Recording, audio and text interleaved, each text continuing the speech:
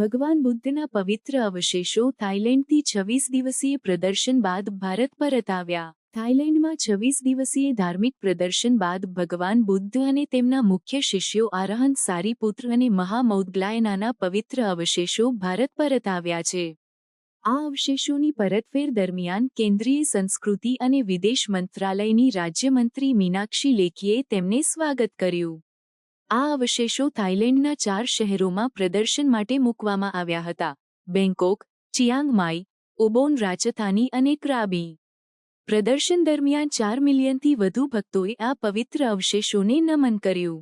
આ પ્રદર્શન સાંજા વારસા, સાંજા મૂલ્યો શીર્ષક હેઠળ ભારતના સંસ્કૃતિ મંત્રાલય અને આંતરરાષ્ટ્રીય બૌદ્ધ સંમેલન (IBC) દ્વારા આયોજિત કરવામાં આવ્યું હતું।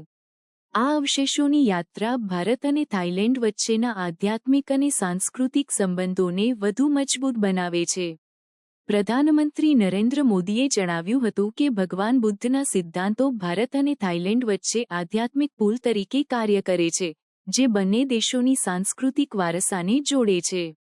આ અવશેષોની પરતફેર માત્ર ધાર્મિક મહત્વ ધરાવે છે નહીં, પરંતુ ભારતની નરમ શક્તિની વ્યૂહરચનાનો પણ ભાગ છે, જે દક્ષિણ-પૂર્વ એશિયાઈ દેશો સાથેના સંબંધોને મજબૂત બનાવે છે। આવા કાર્યક્રમો દ્વારા ભારત અને આસિયાન દેશો વચ્ચેના સંબંધો વધુ ગાઢ બની રહ્યા છે।